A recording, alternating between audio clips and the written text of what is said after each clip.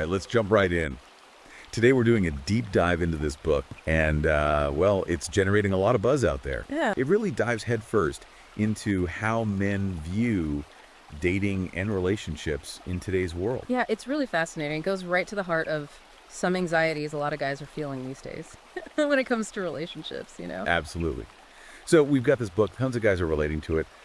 What I'm really curious about is, what are the key takeaways? What's going to actually make a difference for the guys listening? Well, one of the first things that jumps out is this idea of shit tests. Ever feel like a woman is like kind of messing with you, almost pushing your buttons to see how you'll react? Oh yeah, all the time. Like it's some sort of game with rules you don't even know. Exactly. The book's argument is that these shit tests are how women figure out how confident and assertive a man is.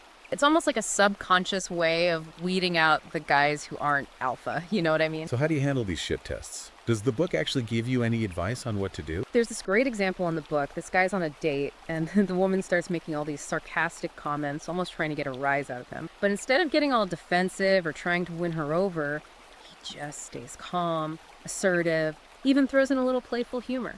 And you know what? It completely throws her off guard, and she actually starts to relax and be more genuine with him. Interesting. So the key is to not get sucked into that negativity, but to stay confident and hold your ground. Exactly. The book really emphasizes that if you react emotionally or try to appease her, it usually backfires. It just reinforces the idea that you're not that confident, assertive guy she's looking for. Right, that makes sense. So the book also talks about this concept called female hypergamy. What's that all about? Okay, so this one can be a little controversial, but basically the book digs into this idea that women are naturally drawn to men who have certain traits.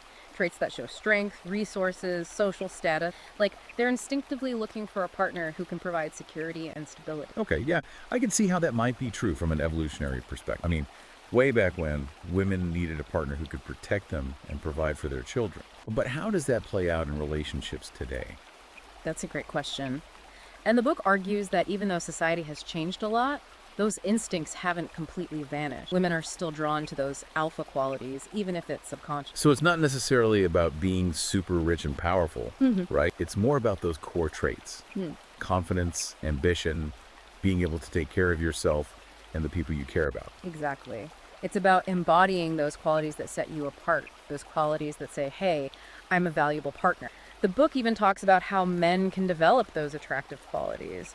Working out, becoming more emotionally intelligent, even having a little bit of a rebellious streak. So it's about self-improvement and personal growth, not just trying to fake it till you make it. Okay, there's one more thing I wanted to touch on before we move on. Yeah. The book mentions some pretty alarming statistics about paternity discrepancy. What's the deal with that? Yeah, this is where the book gets into the darker side of relationships, the potential for deception. You know, it claims that a surprisingly large number of men are raising children that aren't biologically theirs, without even knowing it. Wow, that's a heavy topic. But I'm guessing the book isn't just trying to scare guys, right? There's got to be a point to bringing this up. Oh, absolutely.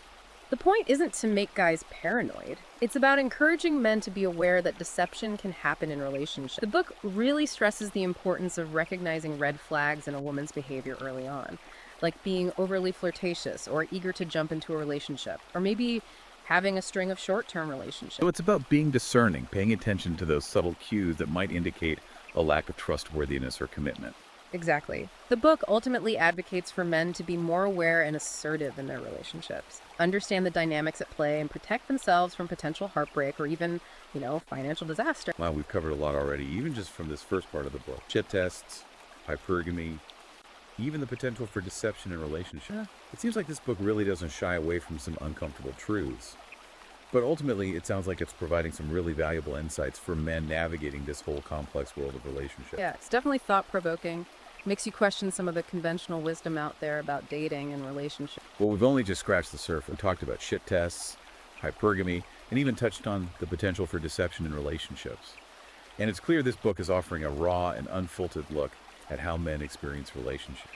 But there's so much more to unpack. So stay tuned for part 2, where we'll explore the book's insights on understanding women's emotional language and overcoming that fear of rejection. Okay, welcome back. We're diving deeper into this book, and, it's really giving us a whole new perspective on what men go through in dating and relationships. Yeah, and this next part is super interesting. It's all about figuring out women's emotional language. You know how it feels like sometimes they're speaking a completely different language? Oh, absolutely. It's like they're dropping all these hints and expecting you to be a mind reader. Exactly. The book argues that a lot of times men have trouble understanding women's emotions because they're looking for logic, where there's actually a totally different type of communication happening. So it's not about overanalyzing their words, right? It's more about paying attention to the nonverbal cues. Exactly. Things like facial expressions, their tone of voice, body language, all those subtle things we guys tend to miss. The book suggests that these nonverbal cues can actually be more reliable indicators of a woman's true emotional state than her actual words. That makes sense. It explains why sometimes a woman might say she's fine when her body language is screaming something totally different. Right. The book uses this great example of a woman who's upset with her partner, but she keeps saying she's okay. But her body language is telling a whole other story. Arms crossed, jaw clenched, not making eye contact. So how do you handle those situations when her words are saying one thing, but her body language is saying another? The book's take is that men need to become more tuned in to these nonverbal signals if they want to really understand what women are feeling. It even suggests trying to mirror a woman's body language as a way of building rapport and showing empathy. Mirroring, like subtly copying her posture or gesture. Yeah, exactly. It's a way of non-verbally communicating that you're on the same page, that you're picking up on her emotional state. Interesting technique. Not sure how smoothly I could pull that off, but I can see how it could be effective. So we've got nonverbal cues, mirroring. It's like learning a secret code. Anything else the book has to say about understanding women's emotions? It really emphasizes the importance of validating a woman's feeling. Even if you don't necessarily agree with them, it means acknowledging her emotions and letting her know that you hear her and understand. So basically not trying to jump in and fix the problem or offer advice, which we guys tend to do. Right. Sometimes women just need to vent and feel heard. Trying to fix things can make her feel like you're not taking her emotions seriously, which can really damage the connection. It's about actively listening and showing empathy, even if you don't totally get where she's coming from. Exactly. The book argues that these skills, being observant, empathetic, and a good listener, they're essential for building strong, fulfilling relationships with women. Sounds like it takes effort and practice, but the rewards are worth it. You know, one thing that really trips guys up in relationships is the fear of rejection. It can be paralyzing, especially when it comes to approaching women. Does the book offer any advice on getting over that fear? It does. The book dives deep into where that fear comes from, and it frames it in terms of evolutionary psychology. You know, it argues that this fear comes from our primal instincts to avoid social ostracism, which back in the day could have been fatal. Yeah, like in caveman times, getting kicked out of the tribe meant you were pretty much doomed. Exactly. This fear of rejection is like deep in our DNA. But here's the thing. Getting rejected by a woman today isn't going to get you eaten by a saber-toothed tiger. I mean, it might feel like it sometimes. Right. But the book encourages men to reframe how they think about rejection. It's not a personal attack, it's just part of life. It even suggests viewing rejection as a chance to learn and grow. Each rejection can teach you something about yourself and how to improve your approach. It's like they say, you miss 100% of the shots you don't take. Exactly. The book argues that men need to develop a thicker skin when it comes to rejection. You know, recognize that it doesn't reflect your worth as a person. Easier said than done, right? But I get the point. Don't dwell on it. Learn from it. Move on. Right. The book offers some practical tips for overcoming that fear. Things like setting realistic expectations, focusing on self-improvement, and practicing mindfulness. So instead of obsessing over one rejection, just keep moving forward and focus on becoming the best version of yourself. Love that message. So what about attraction? What does the book say women find irresistible in a man? Well, the book really stresses the importance of physical fitness. It argues that being fit signals health, vitality, good genes, you know. Like those nature documentaries where the female animals always choose to mate with the strongest, most impressive males. Right. The book suggests that men should focus on building muscle, maintaining a healthy weight, developing a strong physique. Time to hit the gym, guys. But it's not just about looks. The book also talks about emotional intelligence, saying that women are attracted to men who are in touch with their feelings and can express them effectively. It's about finding that balance between strength and sensitivity. Exactly. It encourages men to develop their empathy, compassion, and communication skills. Oh, and of course, humor is huge. Women love a guy who can make them laugh. It's a great way to break the ice, lighten the mood, and create a connection. Definitely. The book does caution against using humor that's self-deprecating or puts others down, though. Instead, focus on humor that's witty, observant, maybe even a little self-aware. It's about being playful and fun, not trying too hard. This is all fantastic advice. Sounds like the book is encouraging men to step up and become the best versions of themselves. Absolutely. It's about personal growth and development, not trying to manipulate women into liking you. Now, before we move on, there's one more thing I want to touch on. The book mentions spirituality. as a way to become more attractive and fulfilled. That seems a bit unexpected. What's the connection there? Yeah, it might seem a little out of left field, but the book argues that spirituality is a key ingredient in becoming a more attractive and fulfilled man. The idea is that men who are connected to something bigger than themselves tend to have a greater sense of purpose and meaning in their lives. And that makes them more confident and grounded. Exactly. It also suggests that spirituality can help develop qualities like empathy, compassion, and forgiveness, which are definitely attractive to women. So it's not about becoming super religious or anything. No, it's about finding something that gives your life meaning and purpose, which can then have a ripple effect on all areas of your life, including your relationship. It's like they say, you can't pour from an empty cup.